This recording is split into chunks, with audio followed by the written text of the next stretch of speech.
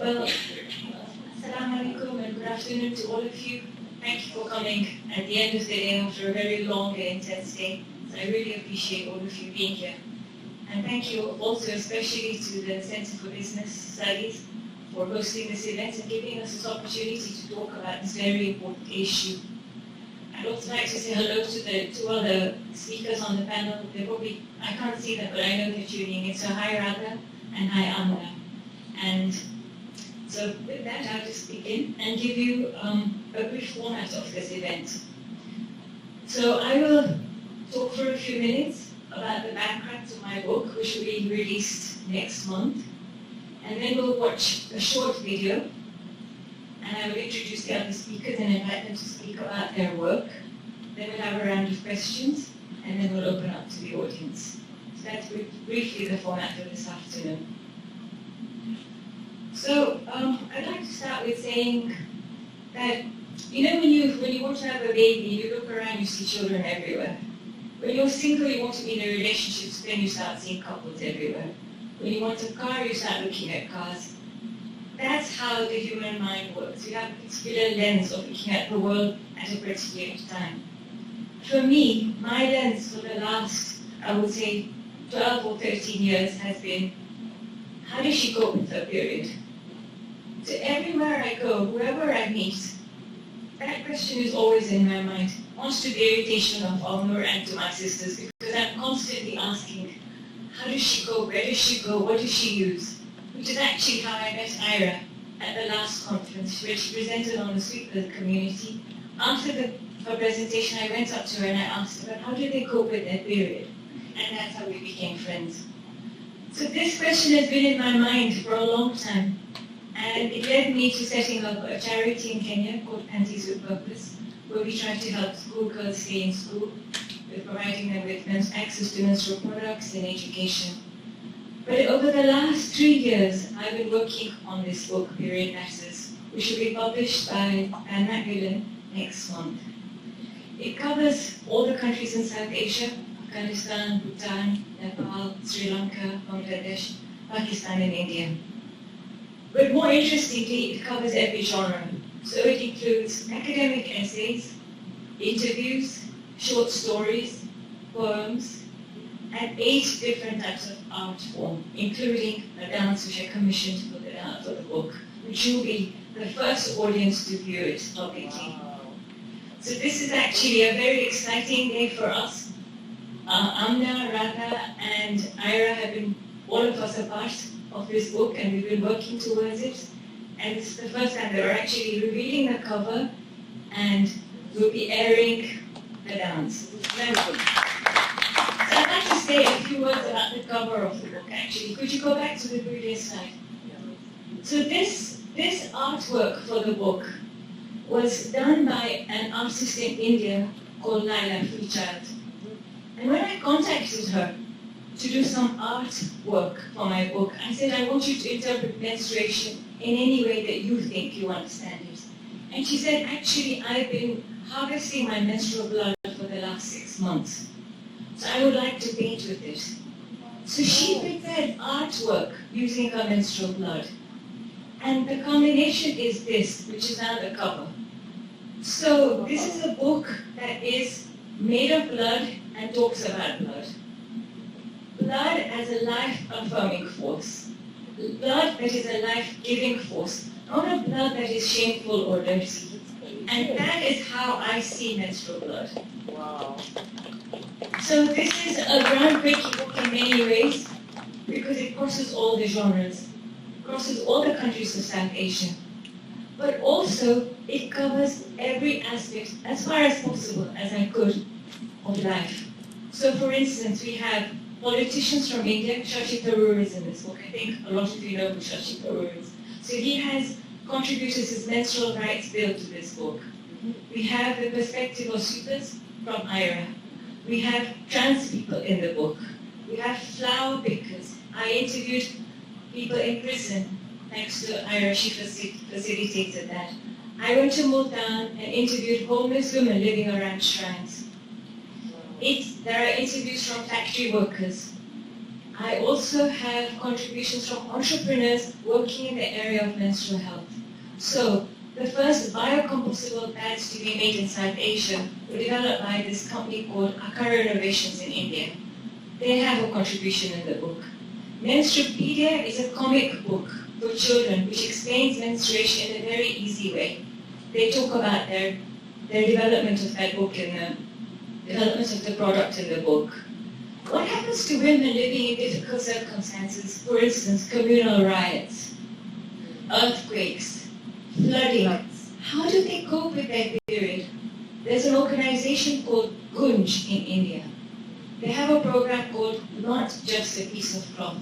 And they go out and help vulnerable women experiencing these kinds of hardships. They try to support them. What happened during partition? How did women cope during that period? Professor Victoria Patrick from Lahore has written a poem about what it was like to get her period during partition. These are questions we've never asked, and why haven't we asked them when it's the most natural bodily function? So I have tried in my book to uncover those stories, wherever they are, wherever they've been hidden, and I've asked again and again, how did they cope? How did they cope? How did they cope? How does a person with disability cope? How does the carer of the person with disability cope? What do they have to experience every month? What are the challenges? 2 or 3 weeks ago, we were lucky enough to make a trip to Chitral. And there I visited the Kailash Valley. And of course my question is always there, how do the women in this community cope? How do the women in this valley cope? And as I was walking to the village, I saw this sign saying Ashali. And I asked our guide, what is a Ashali? And he said it's a maternal home, but also a menstrual home. So I said I would like to visit it. He said, unfortunately, no visitors are allowed. But as I was talking to him, there were 2 girls who were standing there who overheard my conversation. And they said, why are you so interested? And I said, because I'm writing this book. And they said, we would like to take you there if you'd like to come with us. So I was very fortunate to visit a Bashali. And I was so impressed and surprised. When I entered the Bashali, it was like a rest house. There were 3 rooms, and in the rooms there were 6 beds. Each bed had a nicely, neatly folded blanket. There were women in the courtyard, knitting, doing embroidery. There was a sewing machine. The women were relaxing. So Bashali is where the Kailash women go every month for 5 days. During that period, to take a break from their families, from their domestic responsibilities, from their in-laws, from everything that bothers them. They go there and they rest with their friends. They talk, they laugh, they eat, they sing songs, they exchange stories. And I thought the Kailash Valley people are actually more advanced than the West because they recognize and honored that experience that women go through every month. They've given her that time to rest. So this is still another story in the book. Aside from the stigma, the taboo, the segregation that other communities experience, there are other more positive stories, and you'll be hearing about them today. And I think I've said enough about the book, otherwise I should stop, otherwise I won't finish. So, the thing is, menstrual health goes to the core of human rights. It goes to the core of human dignity. And Radha Paudel has been working for the right to menstrual dignity for the last 15 years. And we're very fortunate that she'll be here, that she's here with us today to talk about her efforts and improving this in Nepal and beyond. So around the world, every day, there are 500 million menstruators without access to toilets or proper sanitation. So what are they doing? 500 million of them.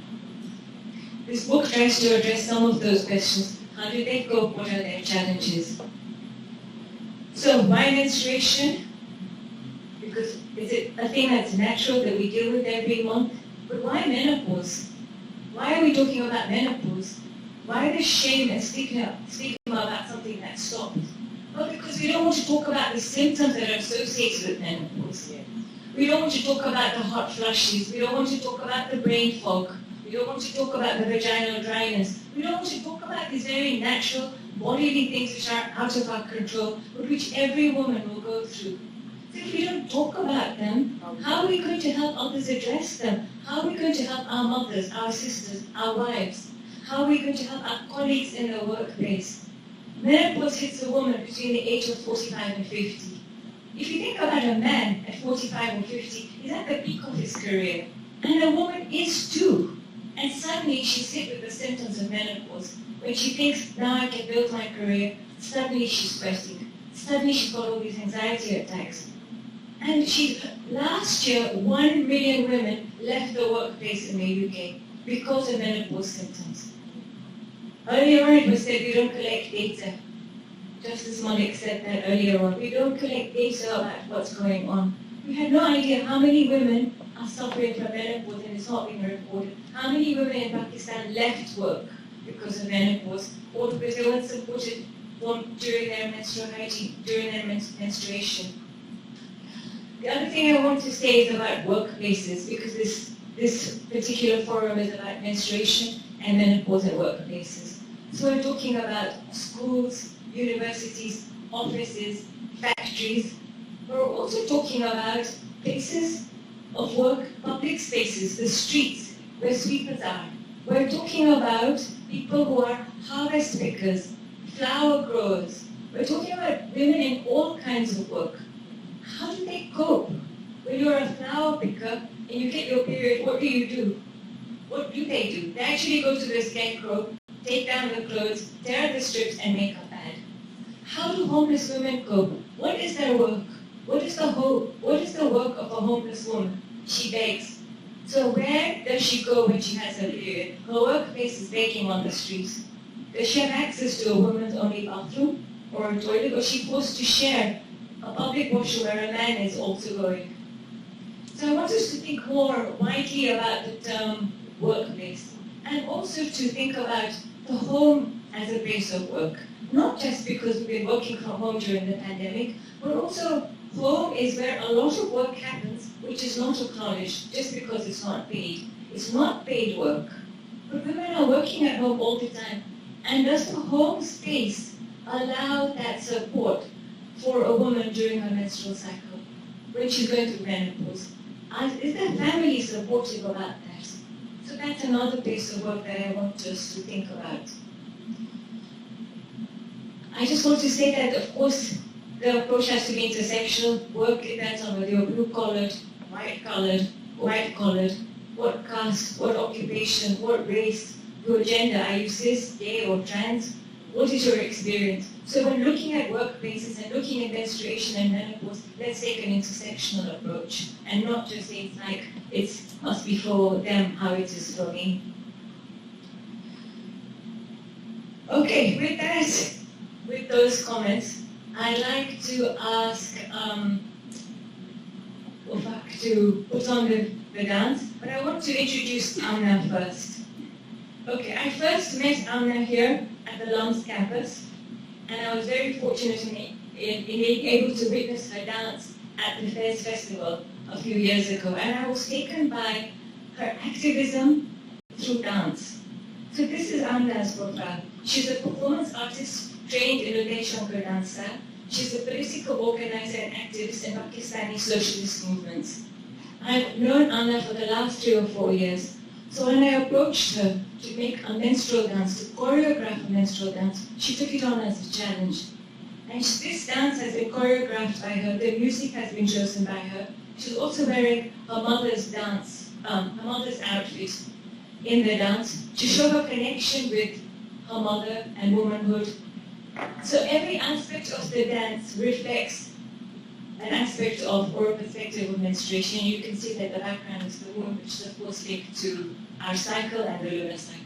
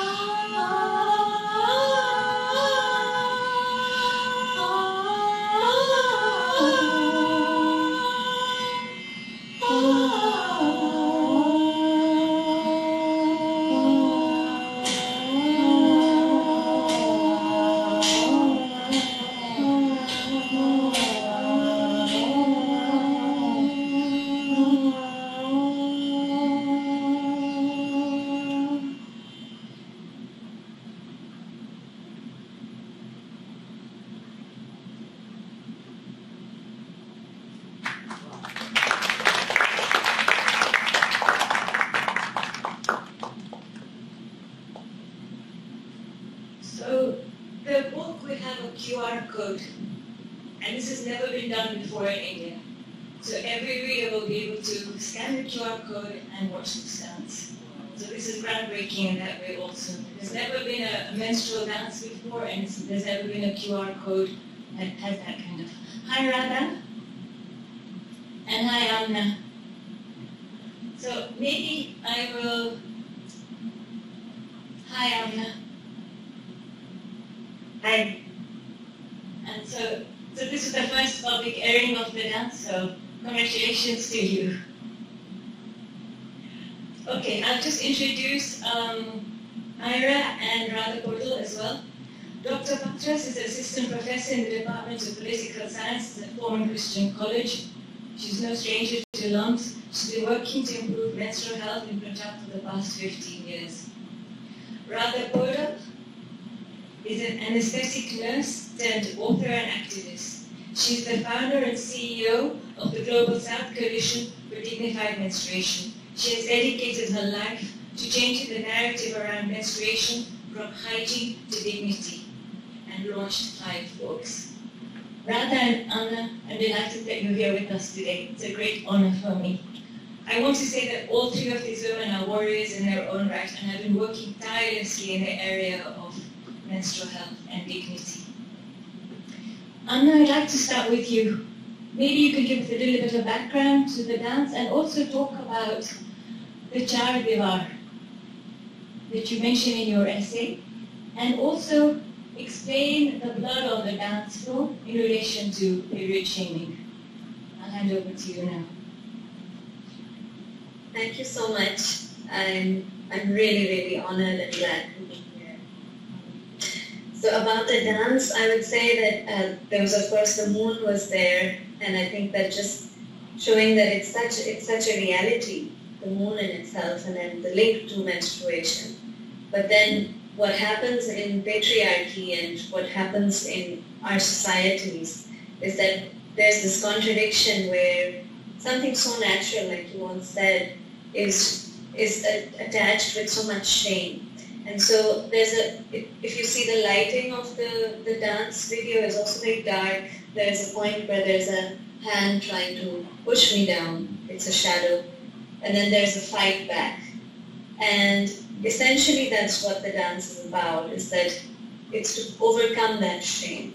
And the blood on the floor is, of course, linked to that, linked to menstrual blood, and also that it's with the foot, it's with our everyday.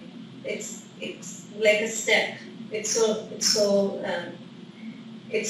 normal that it needs to be just accepted for what it is. Because at the same time, women are supposed to be these childbearing mothers who give birth to more sons. But then the thing that's linked to it, the menstruation, is also something that's hidden, or it's like an embarrassment. So that's why there's the blood. I wanted it to be very in the face. Otherwise it would just be something more, flowery or airy. But that blood was also making, like, the director and the videographer, they were both men. And they both were getting very queasy with it, even though it wasn't real blood. So I thought that would be a nice challenge for them also. Wonderful, great, thanks, Amna. I'd like to ask Radha now. Radha, could you tell us a little bit about your work and also about your experiences with menstruation and menopause in workplaces, schools, universities, just your experience in Nepal and beyond? Okay. Salam alaikum. Good afternoon. Thank you so much for a very comprehensive introduction. It's a great honor and privilege to be with you all. I would call myself as a disruptor. I disrupt here and there, and this disruption started from the childhood. I was 7 years old. I deeply traumatized from the different kinds of menstrual discrimination from my mother and sister, and at the age of 9, I attempted suicide. It was very tough to explain everything, the 40 years journey, in 5 minutes, but I tried to live with the two minds. One mind constantly thinking about how could I die, because I did not like to live as a god with all kind of discrimination. So at the age of 14, I had a first menstruation, and then I ran away from the house for 5 days because I did not like to follow the menstrual discrimination as my two sisters and mother did. Accidentally, I went to the nursing college. I knew the itself and importance of the menstruation. Since then, I see the menstruation is a pride, is a power, and since then I started to speak whatever and wherever possible. But it was very difficult. No one liked to listen about it, about myself. They did not accept me. I experienced all kind of threats in my life, including life feeling threatened because I was speaking about menstruation. I quit all my luxury jobs and then I started to work by focusing on dignified menstruation. And though I have founded many organizations, more than dozens of organizations, eventually I founded Radha Paudel Foundation on my name, and also started a global network, which is called Global South Coalition for Dignified Menstruation. It was very tough. I learned every day. I always open. I consider myself half empty glass, and every day is a learning day. I was following the conversation, and I knew already so many things. While going through the experiences in the beginning, when I was publicly speaking, that time I was thinking it was only my problem. It was only the problem of my family, my hometown, my country. But later I knew that it was not true. The menstrual discrimination is practiced across the globe. Different names, forms, and severity. And likewise, earlier I was thinking that it was about the hygiene. But later I knew that no, I was wrong, because we may have all facilities, the hygiene, the products, whatever we like to use it. We may have the very clean shelter or with the internet or television. Even that case, in many cultures, many menstruators cannot go to the kitchen, they cannot touch the plant, vegetables, they cannot touch the water sources. For example, in Ghana, they are not allowed to touch the water source. In Bangladesh, not allowed to eat the coconut or pineapple or any citrus fruit. In Philippines, not allowed to do the normal activities. After the menstruation, they have to jump in for wishing the menstrual days. And in Japan, not allowed to work in a sushi restaurant. So these kind of things is happening everywhere, but we are not realizing it and only blaming that it is the issue of the global south, the poor people, the illiterate people, the poor countries. So this is how I learned that this is the global issue. And in the history of the human rights, human rights history, that means globally we started to talk about the human rights since 1948. It is already 73 years. And we talked about the CEDAW, all discrimination, Convention of Elimination of all kinds of discrimination against girls and women. And we also started talking about the sexual and reproductive health since 1994. That means it is already 73 years, 34 years, 26 years, but we never even talked about the menstrual discrimination. It's a form of sexual and abuse violence. It's a form of violation of the human rights. It is a very complex and multifaceted. So in this scenario, when we talk about the dignified menstruation, it is for us it is a two sides of the coin. We cannot talk only about the menstruation. For us, it is a lifelong process. It has a strong connection from home to toe. And whenever we global community talk about the gender equality, we miss the opportunity. Without talking menstruation, without talking unfolding the menstrual discrimination, how could we achieve the gender equality and empowerment? So right now we are working more than 3 dozens of the organizations and countries across the globe, and we're trying to understand by ourselves, are we really doing the good thing? We have the Sustainable Development Goals, and while we talk about the workplace, we have very good indicators and the targets, the Sustainable Development Goal number 8, decent work and economic growth. And we also have a very good even entity, the ILO.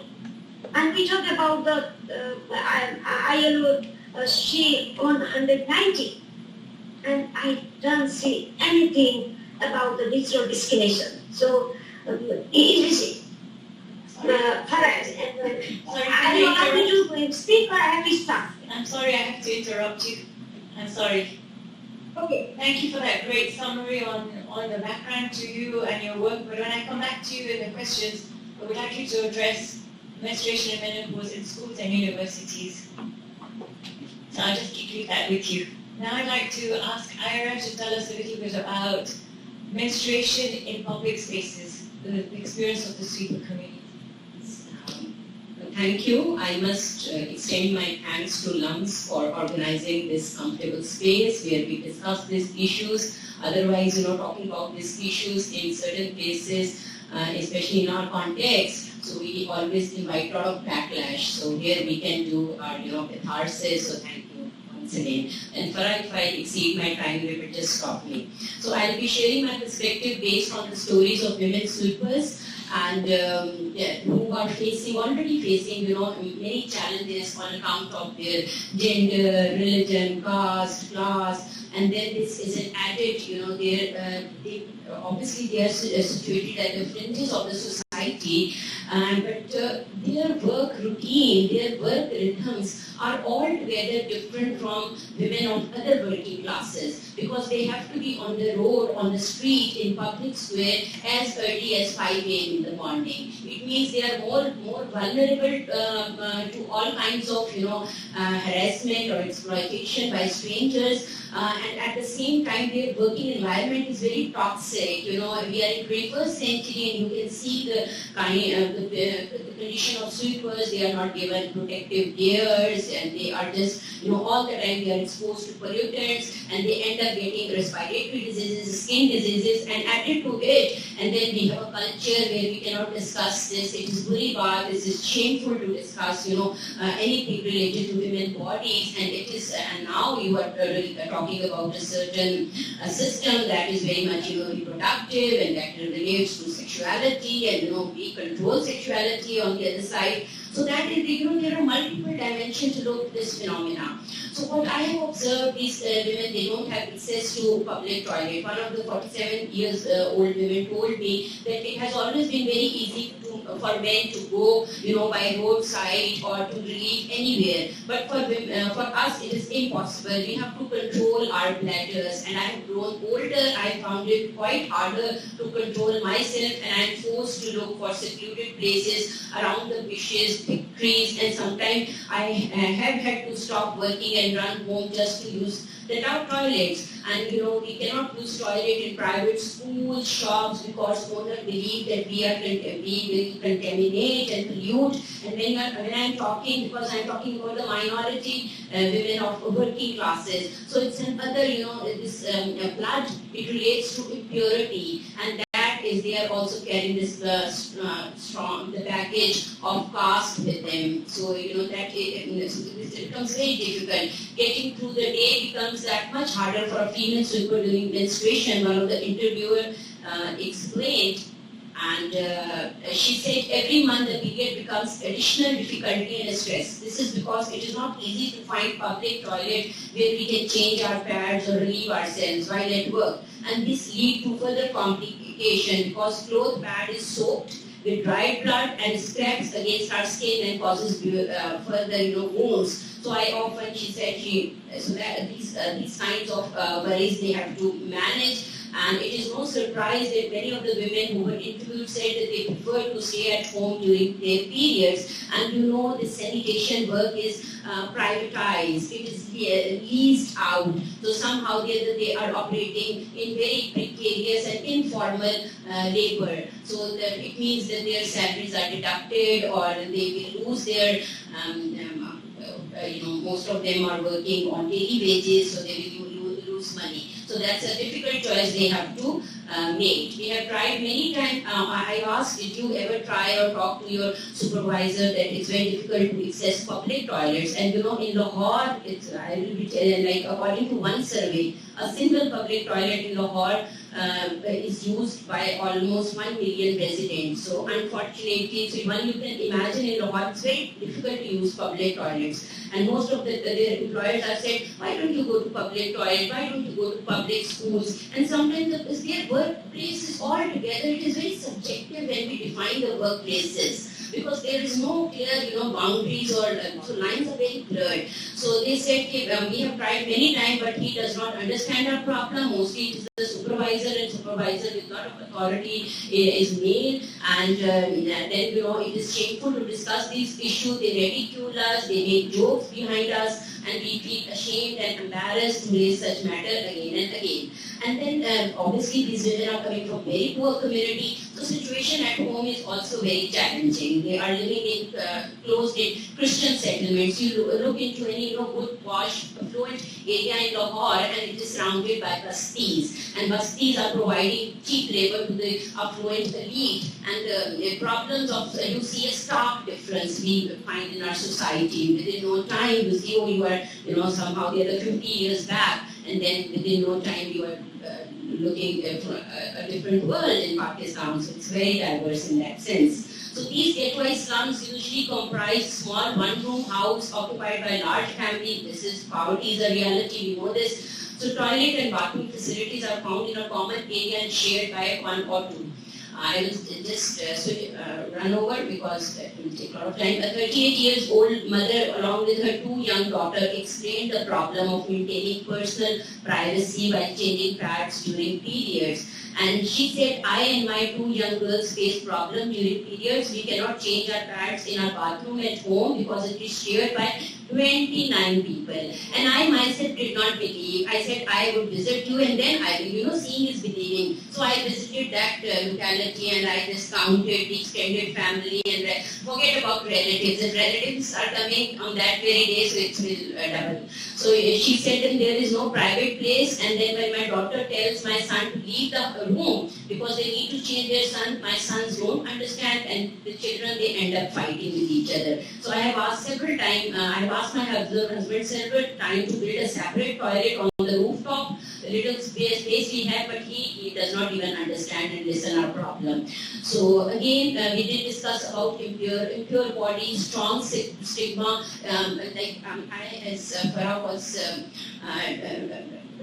telling you about my own work, like during the last 13, 14 years, I've been working with poor communities in Punjab, and especially with minority Christian community women. So whenever I go to the localities, and unfortunately they are also living in a ghettoized basti. They don't want to mingle with the majority community. That's an again sign of social exclusion they suffer. So they always ask me, young girls, can we go to church? Can we touch this sacred book during periods? Because it is considered they are impure, they are not pure, they cannot go to worship places. So somehow and that is, that I think that the very attack on female bodies, because they are mostly the battleground, and that becomes more difficult to assert our rights. How to, although referring to what Justice Aisha Malik said, we have to assert and challenge, and the rights needs to be taken. They are not granted, but then asserting right demands some, navigation or journey, so it becomes difficult. So here I stop. Thank you. both you for your great presentation. I'd like to ask Amna a question, please. Moving from a public space, the street, to you as a creative worker, a dancer, could you share your experience of what it's like if you've had your menstruation while you were dancing or performing? What is it like to perform in and cope with your period as a creative worker, working in those public spaces?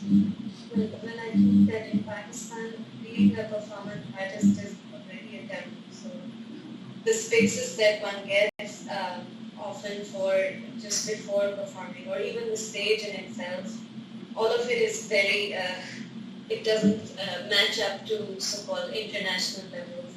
But for example, a few times I've got my period just at the moment when I'm about to go on stage. And of course, there's no way of communicating because I think with age, I got more and more okay with it. But a few times it was like I could not communicate, and I still performed without any menstrual product helping me out. So it was hard. I would also say that apart from the creative, my own experience, even in the repertoire of dance, we see, I can speak from dance, but I see it in other art forms also, that the woman is often seen as this pristine creature, and especially after the dance forms were classified, like Bharatanatyam, the dance form that I practiced, much of the repertoire that had to do with menstruation was just wiped out. So we see that there was a community of dancers who were called the Devadasis, and they had dances about, for example, a gopi talking to Krishna and asking him why is he refusing her or why is he admonishing her because she's on her period. And very, very revolutionary work that now is just wiped out. So that I find also very interesting. It's really, really interesting that they wiped out all of the references to menstruation, even though it's the most lipophobic, natural bodily process. Thank you for sharing that. Is there anything else you'd like to add? Yes, just something to do with the political work. I found that throughout my, now a little bit more than a decade, but my years of organizing in working class urban communities, we often see that when there's direct action, when there's protests, often women don't come. A, of course, because of their household duties and their children, but also because of lack of access, and I was talking about bathrooms. And this year, in March, on March 8th, on the Azadi March, the organizers decided to have it in a women-friendly space. So we had this march in a park where there was access to a public toilet, two public toilets, and the number of women who came and then even said, thank God that someone thought about this, that we could actually be politically active, could be visible, and also kind of defy the patriarchy and also have access to a space. I remember meeting two women who had just got their period at the march, Jalsa, and luckily there was a toilet. So I think we have to also think about how we organize politically with women who are 52% of the population in Pakistan, if I'm not wrong. You raise a very, very important point about participation. It's all very well to say that we should encourage women's participation, but if we don't facilitate it, it's just impossible that will ever become a reality. And it's something as basic as toilets, that for women only, a safe space. It's so basic that it's still not in place. So thank you for raising that important aspect of political participation as another type of workspace, a demonstration as work, important work that women carry out in asking for their rights or claiming their rights. Thank you, Amna, for sharing that. I'd like to ask Radha to share her experiences about schools and universities, menstruation and menopause, and the challenges that you've heard about or you've experienced. Yeah, thank you. Before directly responding to your question, I would like to remind the impact of menstrual discrimination on the life of the menstruators. The menstrual discrimination refers the ranges of practices that includes taboos, stigma, silence, restrictions, abuses, violations assisted the menstruation throughout the life cycle of the menstruators. And based on that, let's see the impact. The impact first systematically. Systematically, the menstrual discrimination construct and socialize the power and patriarchy. We need to consider one point. Second, menstruation. In a reproductive age, the menstruators menstruate for 8 years. And during the 8 years of the course, they disturb for 8 years, and if they experience severe kinds of symptoms during the menstruation, they further experience different kinds of or severe types of illnesses. We need to consider that kind of things. And thirdly, we also need to consider the perimenopause and menopause. In average, 7 years,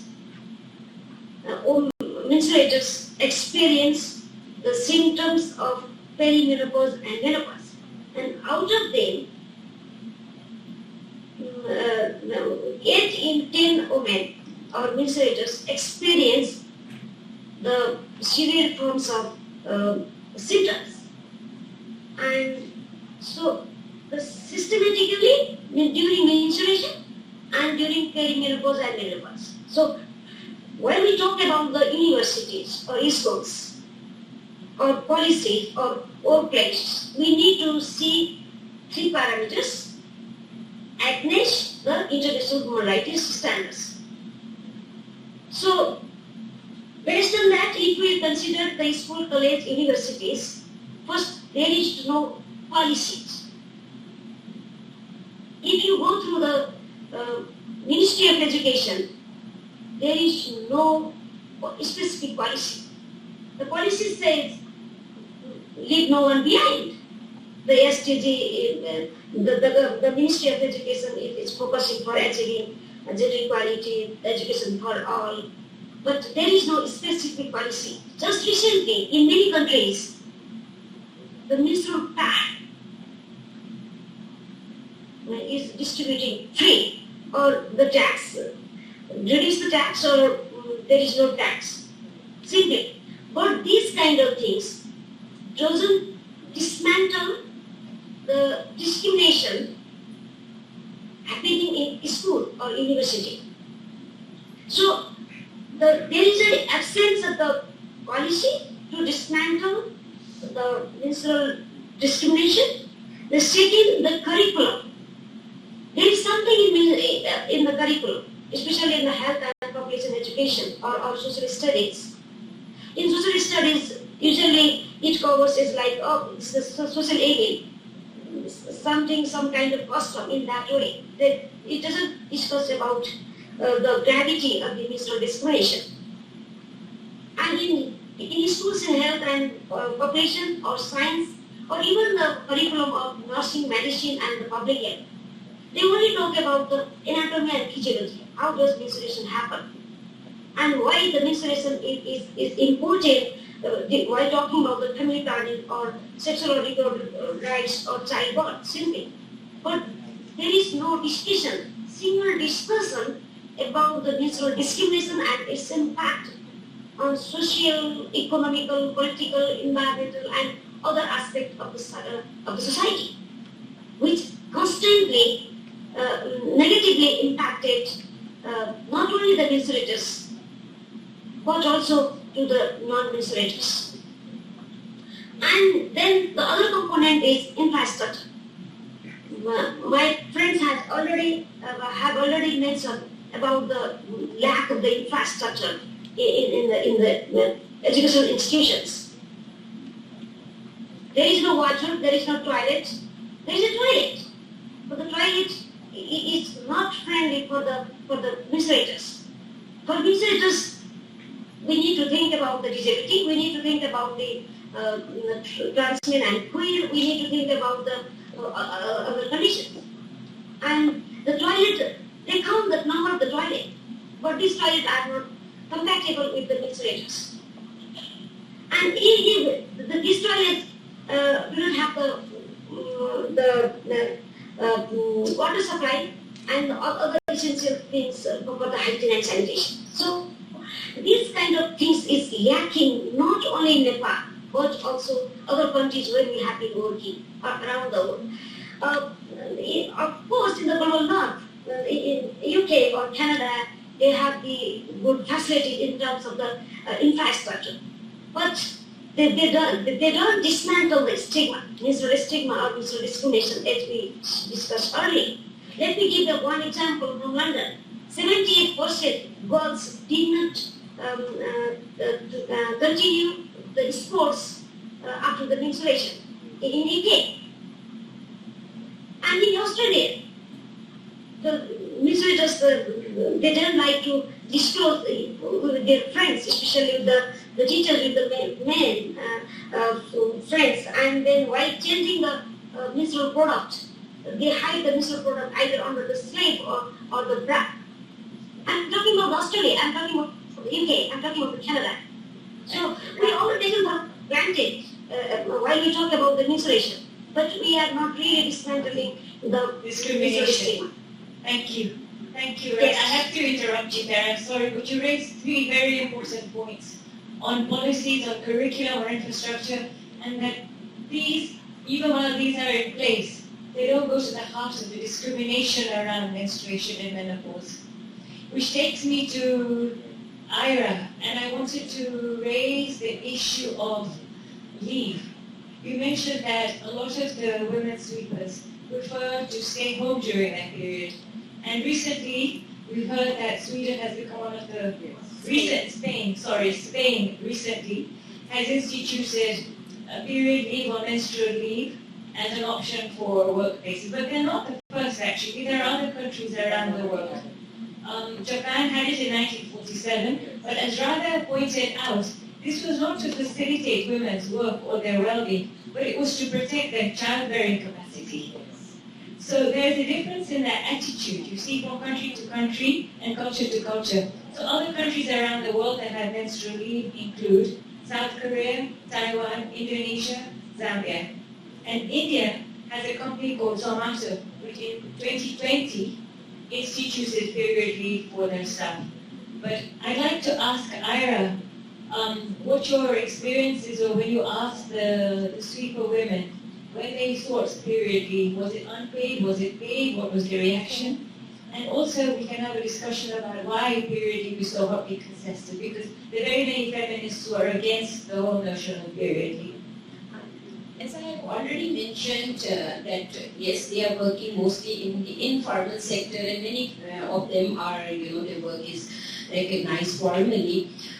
So yes, if they are not going to work, so their one-day salary is deducted altogether. And on the question of menstrual leave, yes, there is a divide among feminist circles, because yes, it is good for women who are going through this pain, but it can be used, or it can be used in another way around. Women will be discriminated by the employers.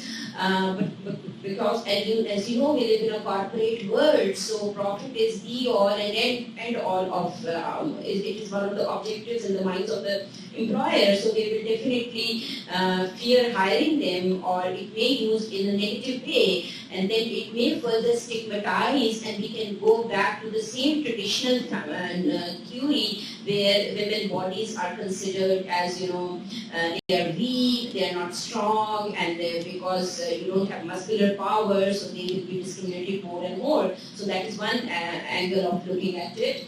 So this is the other arguments are that period is medicalizing menstruation, and that, why should it's a very natural process. In other cases, they're saying that if you want leave for your period, you should take it unpaid. Some people are saying women will take advantage of it. But as we saw in that video earlier on, which Amna shared, if men had periods, it would be considered a very powerful thing. But because it's women, they think, oh, women are going to be lazy, they're going to take advantage. Also, there is this thing that women do experience a lot of pain and discomfort during their period, and they need to take time out. So flex hours is another option, and they can make up for that lost time. So there are many options, HR policies, safe spaces, flex hours, toilets and disposal facilities, access to a range of products. Not always saying that the pad is the best option, there are other options as well. And of course the environmental impact of pads, which has plastics in them. So that's another issue. And of course, in period-friendly workplaces, being able to speak about the subject openly. The other issue I think that sometimes we overlook is that when women are coming to work, very often they're using public transport, depending on the category of women that we're talking about, and they have to stand in trains or they have to sit in buses which are occupied, which are very packed, very cramped, and occupied largely by men. So for a period-friendly workplace to offer transport to their female employees is another way of saying, this is a way that we can support you. But I'd like to end by asking Amna if she'd like to make any closing remarks, and then I'll turn to you, Radha, just for a very brief comment, and then Ayra, and then I think we should close. So Amna, over to you if there's anything else that you'd like to add to the discussion, or if you feel like that you've missed out the opportunity to say. Personal experience, not working class, but just the stigma by class menstruation. It's just phenomenal. I just remember how shamed I was because I was maybe 10 years old, quite early. I was really shamed about it, and I've been living with this thing for such a long time, and the way we kind of overcame it was women-friendly groups, women-friendly groups, I mean like progressive, politically progressive, aware groups where it wasn't such a problem to even talk about it. And then I was shocked to see many comrades of mine who would celebrate their period. And I just like to say that I think that it's all connected to, like Ayra said about that if it's profit-based and if there is menstrual leave or things like that, we see that there's always something attached to it. So unless it's like a holistic understanding of women being women, still being part of this society and not just objects, is very important. Thank you, Amna. That's great. That's an important point about capitalism and the productivity of women being linked to menstruation and how it has to be managed just so that women are more productive. Radha? Yeah.